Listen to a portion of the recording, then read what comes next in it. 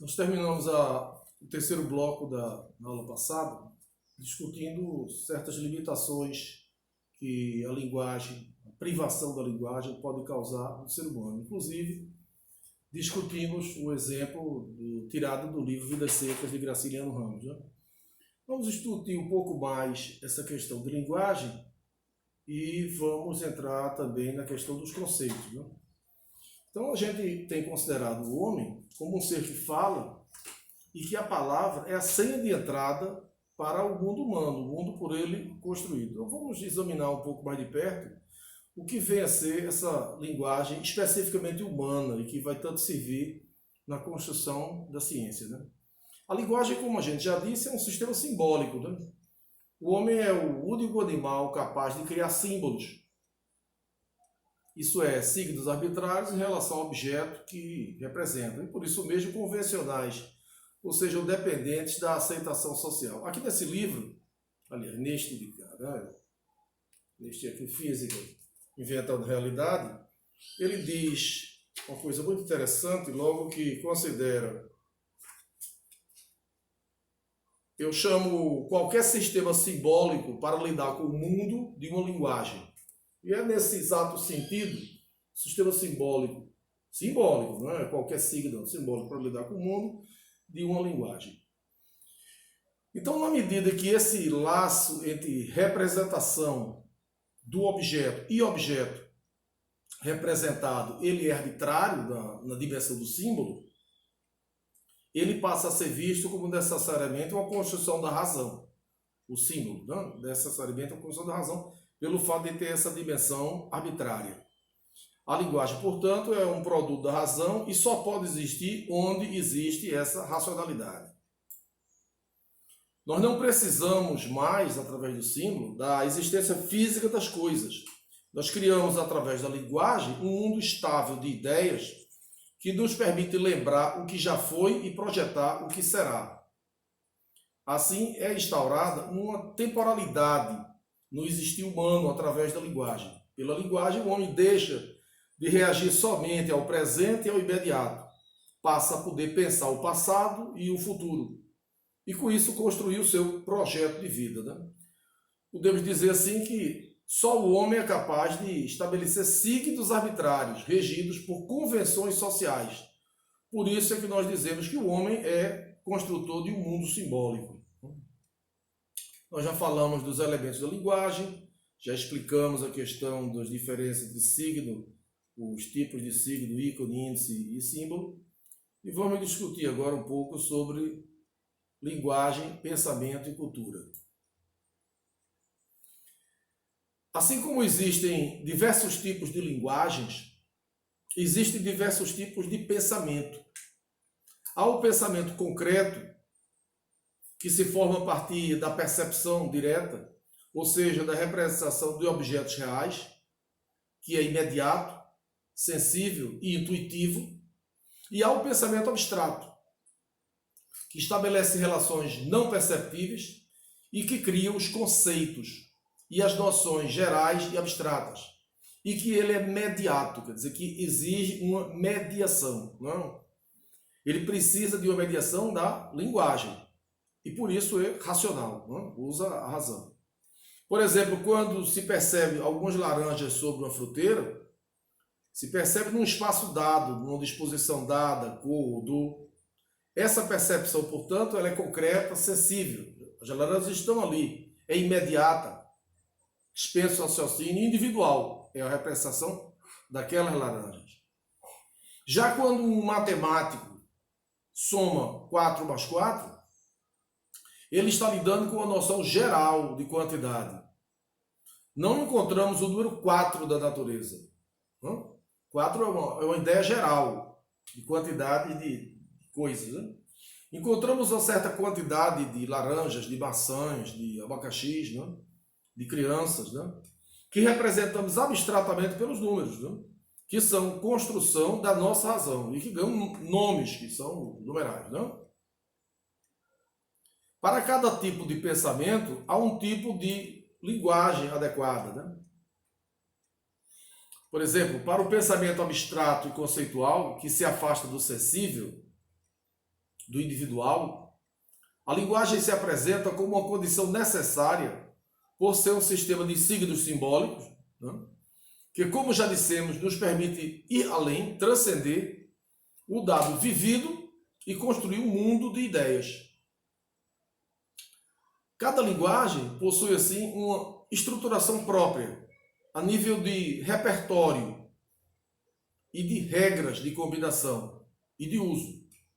Isso quer dizer que cada língua organiza a realidade de um modo diferente da outra, pois ela estabelece repertórios e regras diferentes. Um exemplo clássico disso é a língua esquimó, que tem 6 nomes diferentes para designar vários estados de neve. Em português temos apenas uma palavra, neve. Outras alternativas não são previstas da língua portuguesa. O importante, entretanto, não é o fato de uma língua ter um número maior de palavras para recortar a realidade, para descrever a realidade sob um certo ângulo de vivência. A realidade, mas a saber que a existência dessas palavras leva à percepção da realidade de um modo particular, de um modo diferente. O esquimó, quando tem 6 palavras na sua língua para descrever a ideia de neve, né? O esquimó percebe os estados da neve e nós percebemos somente se há neve ou não.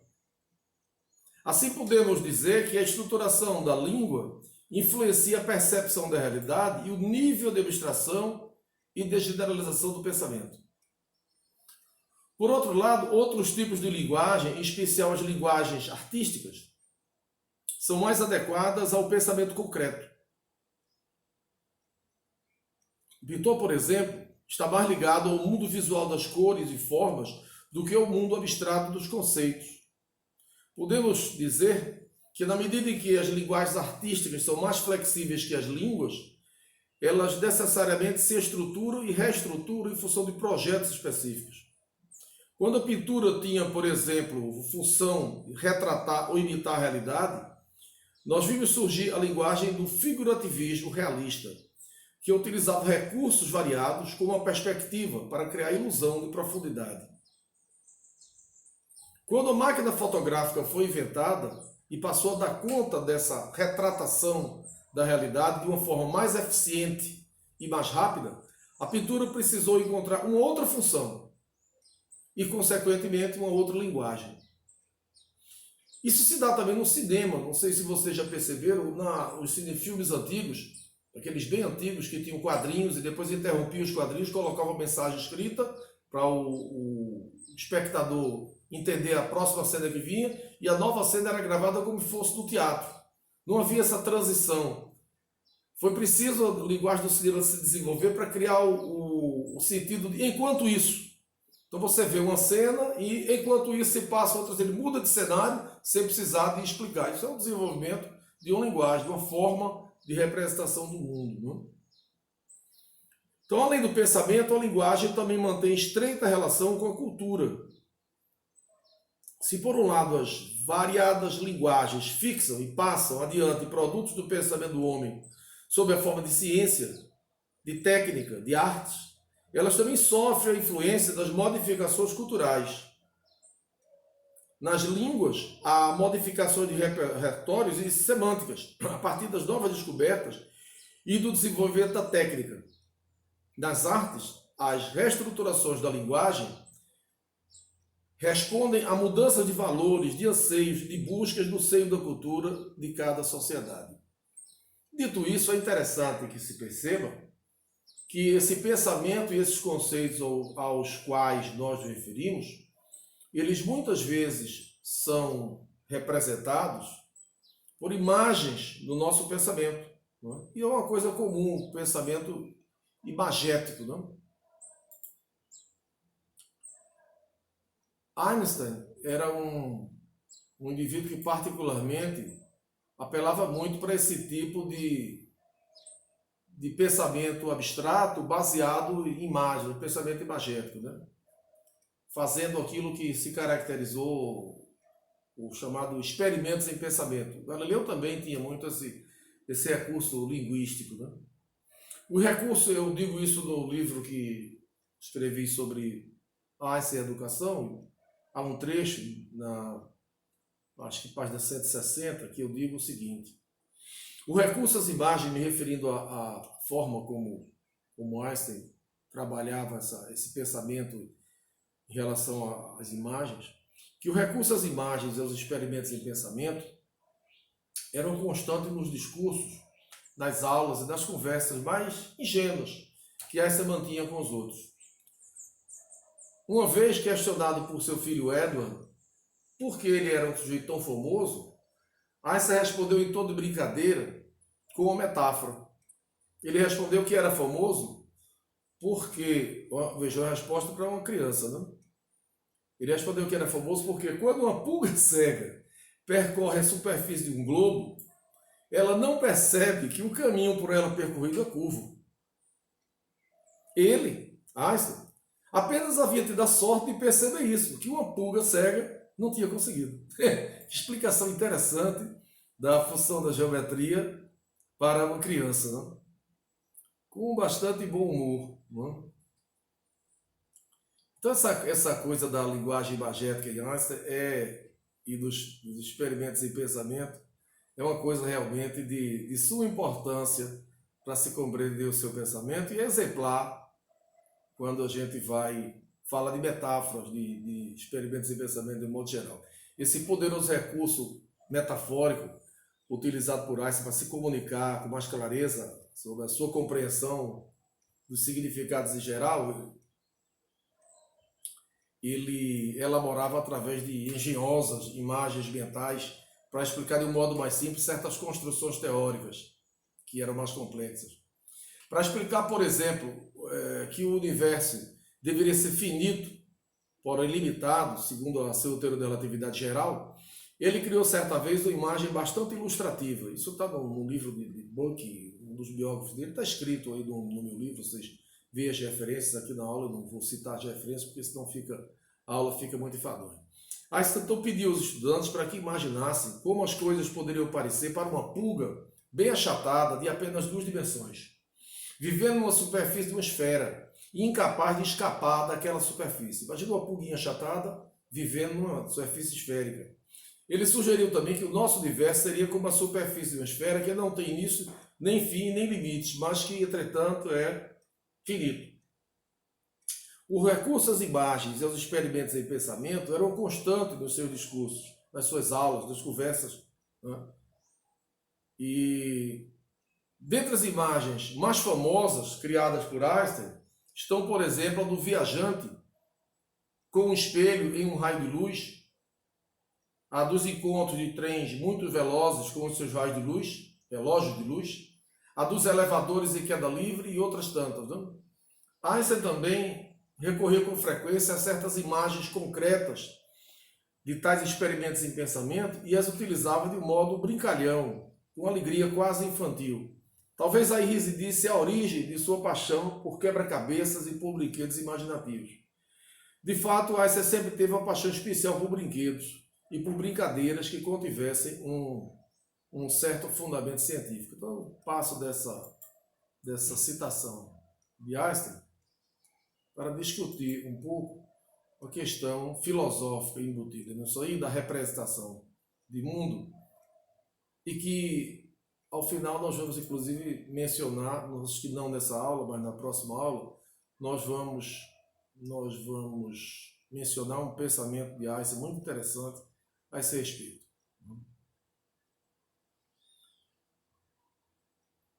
Então, o referencial teórico que nós vamos discutir, que está envolvido na criação das ideias científicas e dessas representações imagéticas, e para isso a gente vai fazer algumas incursões históricas relacionadas aos trabalhos desenvolvidos, por exemplo, por Galileu, no sentido de embasar essas considerações filosóficas.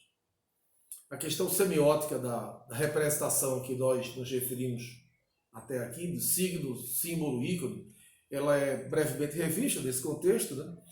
E seguida de uma discussão que a gente vai fazer sobre realismo crítico. Isso é uma coisa muito importante, um conceito muito importante em filosofia da ciência, que nós vamos nos reportar ele, de realismo crítico, em diversas fases do nosso curso. Né? Sobre o realismo crítico na ciência, vinculado às imagens produzidas nas representações científicas. Né? O referencial teórico e filosófico utilizado incorpora um arco histórico, desse modo, que se inicia nos trabalhos de Galileu e inclui, inclusive, as ideias de Edmund Husserl já no século XX. Munido desse tipo de referencial, nós vamos nos referir a alguns casos específicos, exemplares. Né?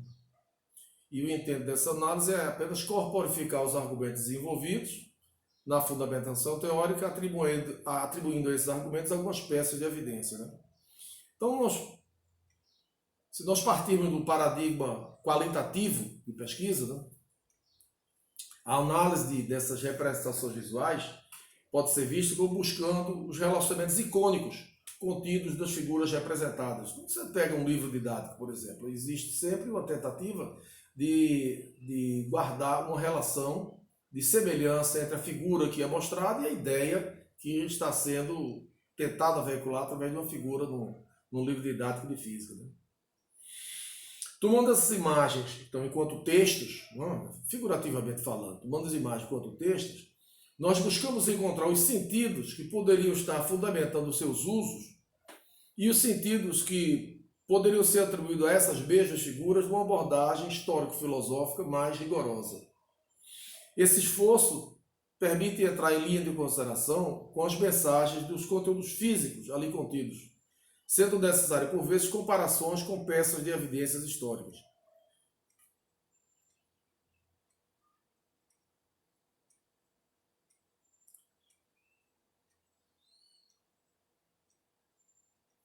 A questão, então, envolve a própria concepção do que a gente entenda por realismo crítico a respeito da criação científica. E o ponto central é que os fatos científicos são idealizações, construções mentais socialmente compartilhadas e não exatamente fatos brutos da realidade concreta. Os verdadeiros objetos da física são objetos idealizados. Vamos explicar isso aí. Né? O que é que eu quero dizer que os objetos da física são objetos idealizados? São produtos de um ato intencional de despir a realidade, de recortar, de descrever através de uma linguagem, dessa representação simbólica. Despir a realidade concreta de sua complexidade inerente. Por exemplo, quando a gente descreve um plano, a gente descreve um plano perfeito, sem atrito. Quando a gente descreve um líquido incompressível. Isso são idealizações, são objetos da nossa mente. Na verdade, o plano tem algum atrito, a corda não é inextensível. Então, nós lidamos, na verdade, os objetos da física, para descrever uma realidade concreta, são objetos idealizados, que contêm simplificações ou idealizações. Se assim não fosse, a moderna ciência galileana não poderia nem ao menos ter sido construída. Na verdade, o que tenta descrever a realidade vivida tal qual ela é, sem simplificação nenhuma, é a visão aristotélica. Né? Sem simplificação nenhuma. O truque, exatamente, da criação da ciência moderna está em modelar, em idealizar, em simplificar os objetos, fazendo com que essa simplificação, que guarda uma semelhança com a realidade concreta vivenciada, ela seja mais facilmente matematizada. Né? Isso é uma coisa muito importante de se perceber. Sanborn Brown, que foi um dos maiores educadores em física que eu conheci, um inglês, dizia que uma das coisas mais importantes, se não a coisa mais importante para o estudante e para o professor de física, é compreender a sutil relação, o sutil relacionamento que existe entre observação e teoria, entre experimento e teoria. Essa coisa que envolve a mediação de uma idealização, para que o mundo possa ser matematizado. Nós vamos discutir isso com mais detalhe. Insistir em que as afirmações da ciência são descrições exatas da realidade, como muitos pensam, é cair em um realismo ingênuo e assumir, em verdade, uma postura aristotélica, como eu disse, que já está muito superada. Situemos brevemente, então, a questão do tipo de representação imagética possível de ser estabelecida e na semelhança e entre os referentes, nós temos o ícone como a ênfase da relação entre a causa e o efeito. Temos o índice, como já dissemos, E, finalmente, temos a arbitrariedade do símbolo. Né? Nesse curso, nós vamos desenvolver mais a nossa discussão a respeito do símbolo. Então, haverá uma certa intencionalidade no corte epistemológico que nós vamos operar ao descrever o mundo como simbólico. Na próxima aula, nós vamos discutir o realismo crítico e os problemas das imagens na ciência. Né?